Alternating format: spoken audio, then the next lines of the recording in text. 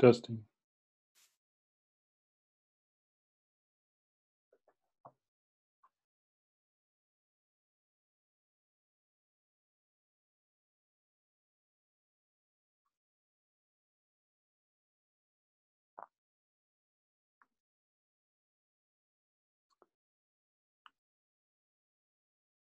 Dean, what's happening, buddy? How are you? Good, Nick. How are you, mate? Good, good. How's your week so far? Busy, but Yeah, productive. Getting plenty done. What about yourself? same. Nothing that exciting, though, just the normal stuff. Yeah. Feel like I need some inspiration at the moment. Oh, yeah, yeah, same here. Yeah, I'll try not to. Yeah, I'm not firing on all cylinders, and I haven't eaten in a couple of days. I'm fasting. So, Okay. yeah, just getting some autophagy going. What's that word? It's called autophagy. Autophagy? Yeah. Autophagy, yeah. Yeah, it's where you fast and it gets your cells and your mitochondria to get rid of old bad cells and build new ones, Sounds or good. keep the good ones and keep going with good ones, I think. Yeah, okay. I've never heard of it. Well, you've heard of like intermittent fasting. There's a guy named Dr. Longo who's done tons of research and is really like the pioneer of fasting. So I try and do at least 48-hour fasts, 3, 4 times a year. Okay. Yeah. I've got in the habit of not eating meals from probably late morning through till early evening, and so not eating for, I don't know, 14 hours, 16 hours sometimes. Yeah. Yeah. Mm. Find that works for me. Yeah. How'd you go with the values? Yeah, I've got three. I didn't spend a lot of time on it, but Yeah. there's three that resonate with me. I went down the list and thought, oh yeah, but there's three that resonate with me automatically, so I've just written those down. Yeah. Good. Good. Yeah. Well, that's a place to start. Yeah, I was working on it. Oh, it's a few months ago, and Susan's like, "What's that?" I was like, "Oh, it's just working on values." And she's like, "Oh, well, it's something that's been coming up in her environment a lot lately." So she's like, "Yeah, can you print off those 400?" So I put them all on a sheet for her, and then she did it a way better way than I did it, because she actually like just crossed them off, just nope, nope, nope, nope, nope, and then you kind of dwindle it down to your top 50, and of those you kind of have to sit there and find what really does resonate with you, and then once you finish that, then I've got my top 12 and then down to top 3. Um, but cool. We'll just go ahead and get started. I know Raj is gonna jump on in a bit, but do you want to start with yours, or do you want me to start Sure. with mine? I can go with mine if you like. Yeah. Sure. My, my top three are happiness, harmony, and freedom. Freedom, harmony. Oh, when I saw that on there, I thought of you guys. What the Happiness, word? harmony, and freedom. Yes. Yes. Wow, those are good ones. Those are very good ones. Yeah. Let me share my screen. I'll share. Can you let's see? Can you see that? I can. Yeah. Okay, cool. So my top list was adventure. So this is my top 12. So what I've what I wanted what ideally you guys will do is you'll have like your top 12, and then you'll have your top 3. So your top 3 are the ones that you want to see all the time. 3, pretty much 3 to thrive. But if you have a top list of like 12 of them, this is an idea that I got off of Suze, and she did such an amazing job with it. She built a really good vision board. It's one of the best vision boards I've ever seen. And she printed off like 12 different values and put them near pictures that they go along with. So that'll be another exercise that we'll do further down the track, but that's why I wanted to do 12 of them. But on here, so the top list for me was adventure, community, family, freedom, gratitude, happiness, integrity, making a difference, passion, teaching, and teamwork and vision. And taking those down to my top three, I just was adventure, freedom, and then making a difference. Those were the three that like really resonated with me. There's a few on there that kind of cross over, because at one point I had freedom and then like financial independence and stuff like that. But I was like, well, freedom kind of is more of an umbrella one that encompasses more than just the financial independence and stuff. But yeah. They're good ones. They suit you. Yes. Cool. Well, it's just you and I for now, so I'll just jump into today's. So I'll start out with another video. I just find these are very inspiring and a really great way to kind of kick these off. So this one's only a couple of minutes. Start that.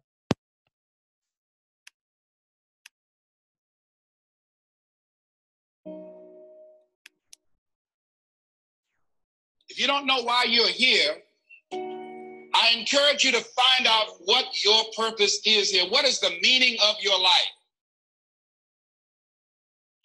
What will be different? Have you ever asked yourself that question? And most people, they go to their graves with their greatness still in them.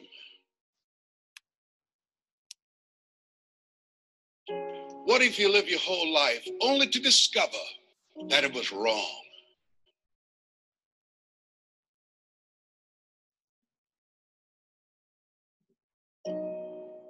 We've all taken time just to stop and reflect many times when we hear what's happening in the news or read the newspapers.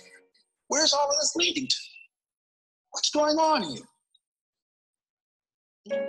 And so I think that now more than ever, we must begin to look at what are the things that we can do that would put us on some firm footing in life, that will enable us to do some things and use some powers that we have, that many of us go through life never ever discovering that we have those things going for us. And part of that, I believe, is knowing what it is your life worth. What is it that gives your life a sense of meaning and purpose? See, if you know what your life work is, I encourage you to start working on it. If you can't do it all at one time, do just a little bit of it.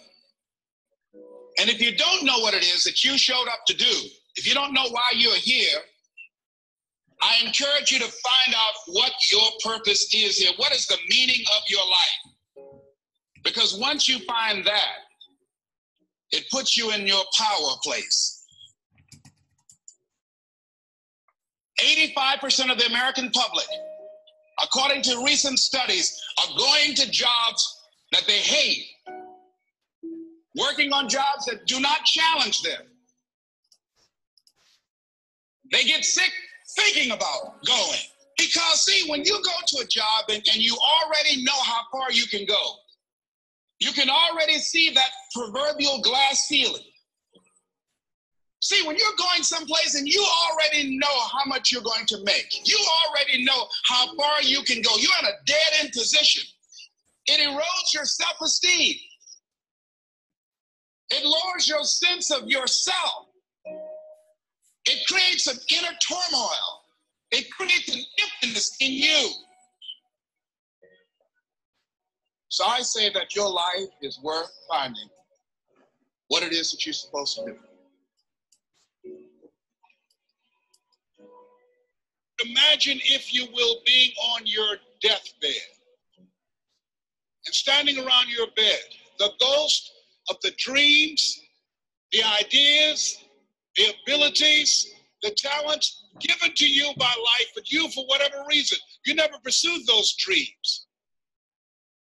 You never acted on those ideas. You never used those gifts. You never used those talents.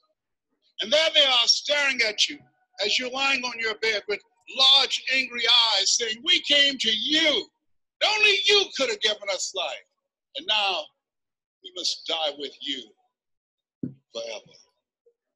And the question is, if you died today, what dreams, what talents, what abilities, what gifts, what ideas would die with you?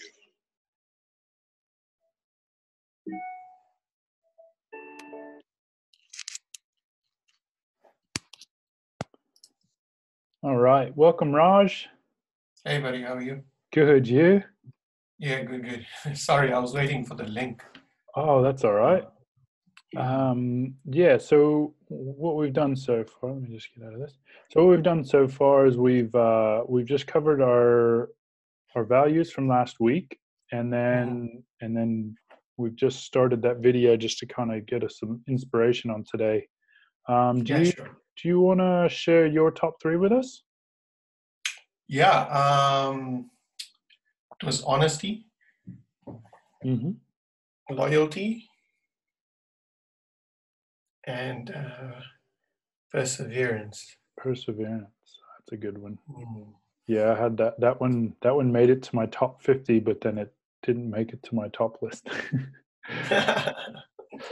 But those are very good ones. Very good ones. Yeah, it's kind of it's interesting because going through those values last week, it just made it apparent for me to as much as I wanted to go see the movie with you guys. I realized that family does come first on my values, so I just want Definitely, to yeah. spend some more time with the kids and stuff. But yeah, so I'm glad you guys went. I'm glad you guys had a great time. Yeah, thanks. Yeah. So that YouTube video was kind of getting us started as far as what's our purpose, and knowing what our values are going to make it a lot easier. Let me just switch this real quick. Unmute Dean. This.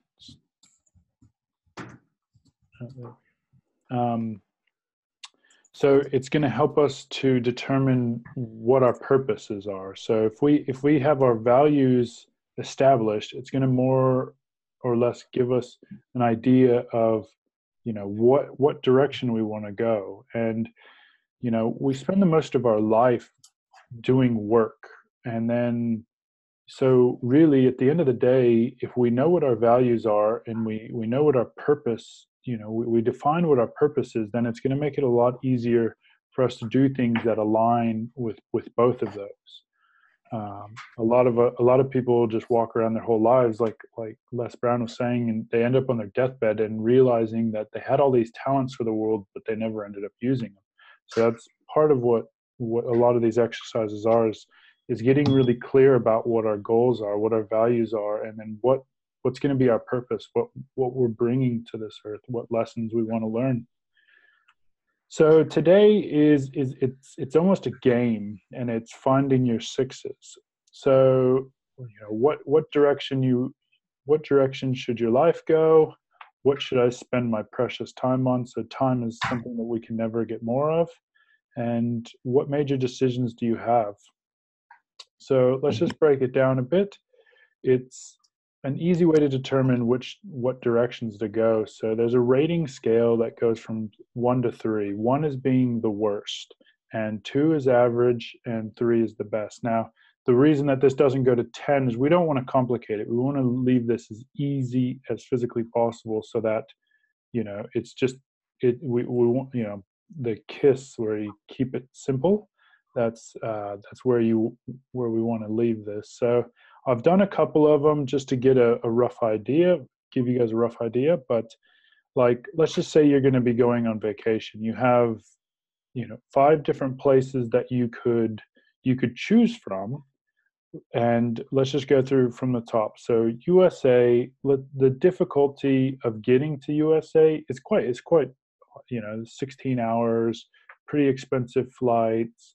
The difficulty of getting there and staying there is pretty high. I mean, a lot of places are, but then the return on your money is going to be pretty low as well, because the US dollar is so much stronger than every other currency. So this is just my personal ratings, but I've rated it as a 2. So let's say Japan is my number 2. Well, I'd say to get there from Australia, difficulty of 2. There's direct flights from all over Australia, and the return is still going to be 1, because Japan is also quite expensive comparable to a lot of countries. So then that moves it up to a 3. Sydney, difficulty, it's going to be super easy to get to, so you give it a 3. So 3 is the easiest. So Sydney, you can pop on a couple-hour flight and be there for pretty much the cheapest flights you can get to any other destination. But what's going to be your return on visiting Sydney? So in my personal opinion, Sydney's pretty expensive compared to like Southeast Asia. So I put the return as a 1, so it gets a 4. Nepal, the difficulty to get there is a 2. It's not too hard, it's not too easy, but then the return. So in Nepal, everything is significantly cheaper than everything else we've rated so far. So I gave that one a 5.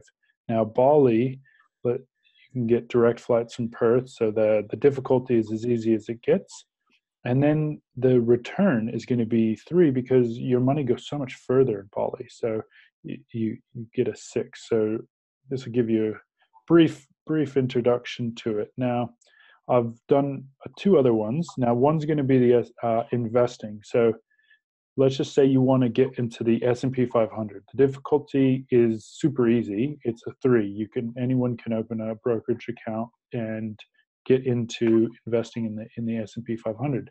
But I also put the returns as being a 1, because your upside potential is quite limited overall. It is the market. It is a major market index.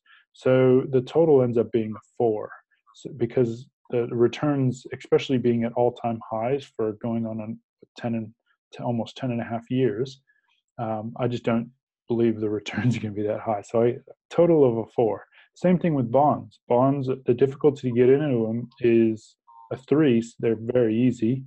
The return is going to be a 1, because you're very limited. There's what, 15 trillion or $17 trillion sitting in negative yielding bonds, which is an investment that's guaranteed to lose you money. So I put the return as a 1, so that's a 4. Now, gold, I put as a 3. It's very easy to get into gold. There's shops, there's places you can buy gold, you can buy paper gold. It's very easy. Now, I think the return is going to be a 2, because it's been in a long-term down cycle, and it's working on making higher highs and higher lows. So right now, I think is a good time, in my opinion, to get into gold. So I'm going to rate that as a 5.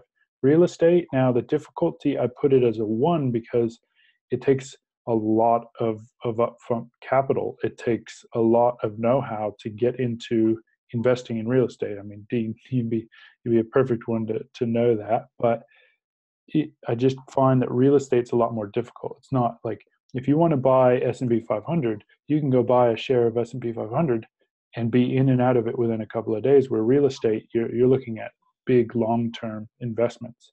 And then I rated the return as a 2, because there's obviously more of a return with real estate.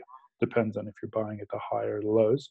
But then that one's a 3. But then if you put Bitcoin in here, the difficulty is a 3. I put it as easy. Now, there are parts of getting into crypto right now that are not easy, but Bitcoin's available on thousands of different exchanges today. And Bitcoin's the easiest crypto to get into, so I'm going to put its difficulty as 3, because really we can get our grandmas into it if we really need to. But then I put the return is potentially a 3, because out of everything here, the return is potentially higher than everything else. Now, there is higher risk, but this scale is just giving me a better idea that I want to spend the majority of my time in Bitcoin. I do want to have some money in real estate. I do want to have some money in gold, but with my time horizon, the S&P 500 and bonds just don't fit my profile at the moment. So that's what I put that into. Now, let's say you were looking to open your own business. Now, the difficulties on these range, but if I was going to open a clothing store, you have to manage employees. You have all sorts of different things you're going to have to pay for. You're going to have to pay for the utilities. You're going to pay for a storefront. The difficulty is quite high. There's quite a bit of competition, and then the return's only going to be a 1 because there is so much competition today. I mean, especially in America, there's a lot of brick and mortar stores are just going away because everything's being bought online. So I'd say your return is quite limited with a clothing store. So I'd say a total of 2. Pizza shop, same thing. You're going to have employees to run. You're going to have to have a brick and mortar storefront. So I'd say that's the difficulty is a 1, and your return's only going to be a 1. It's capped. You'd have to, if you want that to scale, you have to start building more and more and more pizza shops, which create more and more to manage. And so then I'm going to put that as a 2. So real estate difficulty, still a 1, but then your return's a 2. So there is more return on real estate and goes to 3. So Amazon is going to be a 2 because the difficulty is not that hard. The barrier to entry is very easy, actually. And then your return could be a bit higher because it does actually scale. And then a 4. So then online education. So then that could be a difficulty of 3 because it's actually quite easy, but then a return of 3. Now it's quite easy, but I put a 3 in the difficulty scale. So there's a lot more difficulty to it. But the main thing about rating it as a 3 is it does scale. So if anything here, online education scales. Now there's risks associated with everything.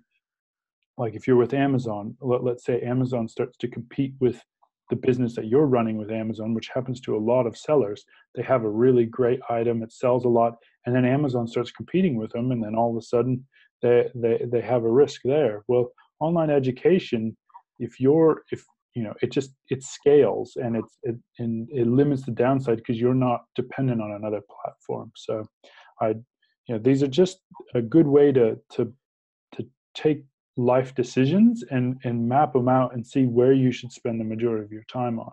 Now, so this is another Cedric Dahl exercise. Like it's not on his blog, but it was on a YouTube that he had a long time ago, but he's taken all of those off now.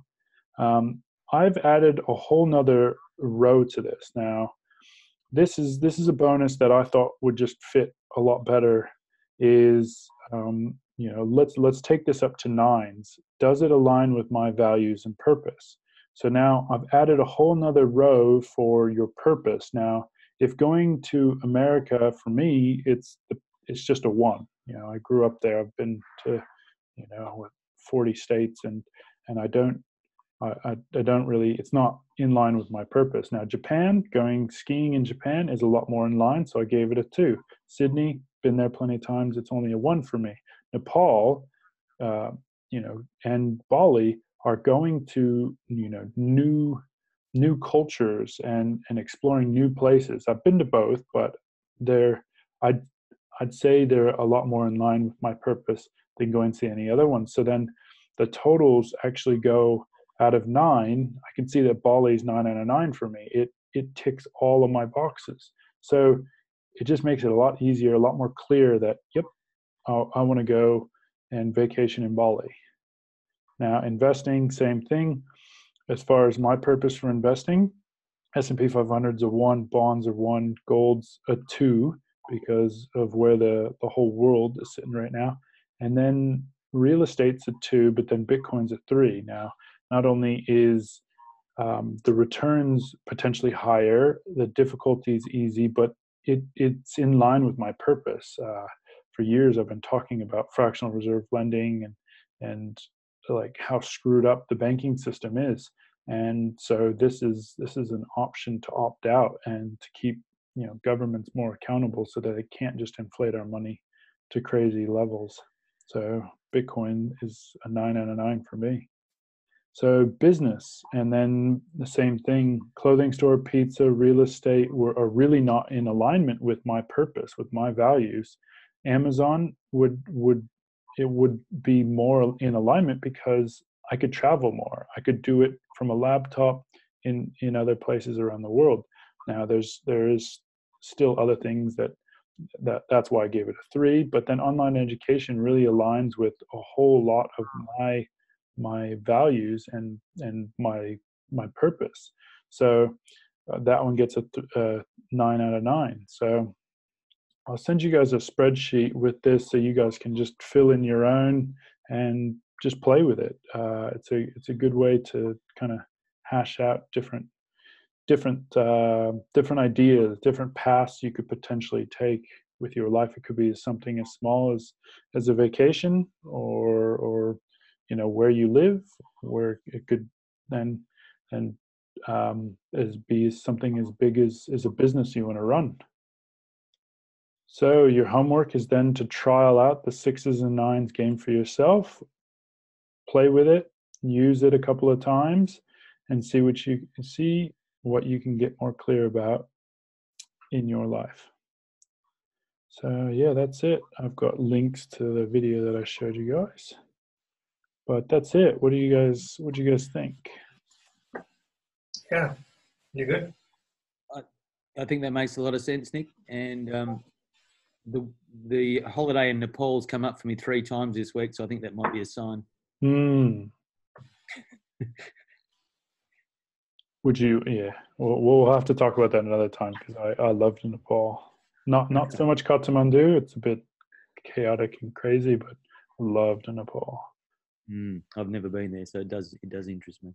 Yeah, really beautiful hiking as well. But yeah, adding that third element, which is in alignment with what you believe. I mean, what you say about Bitcoin, obviously making a difference in the world and being decentralized and coming up with a solution for a lot of the world's problems. It makes a lot of sense. Yeah. Yeah. So cool. Well, good work, guys, for getting your values done. And yeah, hope you learned something today. I didn't really get to explain it as best as what Cedric Dahl did in his YouTube video, but overall, he did this, and it radically changed his life, because he could have put his money into a startup. He could have put his money into many different things, but he realized that the difficulty of Bitcoin, of just buying and holding it, is so easy, so relatively small, that just doing that and the return that could come of it is the best thing that he could have done. So to realize that is a big thing, and now there's a lot of risks. He would have taken a lot of risks putting the majority of his money into Bitcoin, but it's paid out huge. He's had a 1,000x return in Bitcoin and Ethereum. So I think those outsized returns are easily worth the risk that it carries. So yeah, I agree. Interesting. Thank you. You're welcome. Yeah, thanks, Nick. That was explained well. Thank you. All right, you're welcome. I'll send you guys a spreadsheet, and I'll send be editing the video and putting it up, because there's quite a few other people that are watching and like to follow along. They just can't make it Tuesday nights. Oh, good. Sure. All right, guys. Well, you guys have a wonderful evening, and we'll catch up with you guys next week. Thank you. Cheers. You're welcome. Thanks, Nick. See you, Raj. Thanks. Bye, Dave. guys. Ciao.